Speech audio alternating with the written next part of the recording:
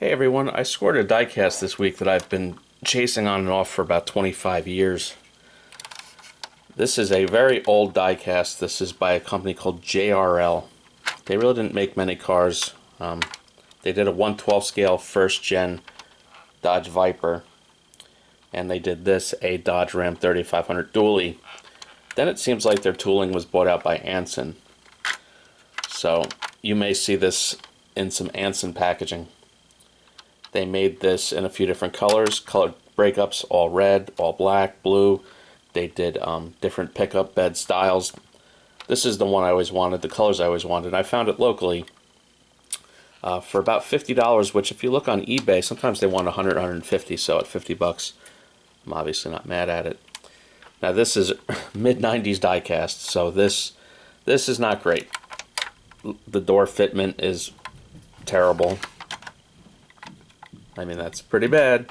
There's crazing in the paint in the hood, but that's age related, I would think. I wish to wash the grill with some flat black, but I really don't. I try not to modify my diecast anymore. The hood fitment is really great. Look at that. Wheels are okay at best. Again, a flat black wash would go a long way. The liftgate does open. The doors, of course, do open. No carpeting. Little molded floor mat. Engine detail, it's there. Variety of different engines in this. You could get probably a couple different V8s. You get the V10. You get I think a Cummins turbo diesel. I forget if it was a 12 valve or a 24 valve back then. This, I think, is the V10. Yeah, that's the V10. Not exact. Again, not great detail. But you know what? I don't care. I had always wanted this. No one else is making this, whether it be resin or diecast, so take what you can get. That's how I look at it. Kind of a neat piece, as dated as it is. Packaging, you know, JRL packaging. So you've got a black plastic foundation, says JRL Dodge Ram.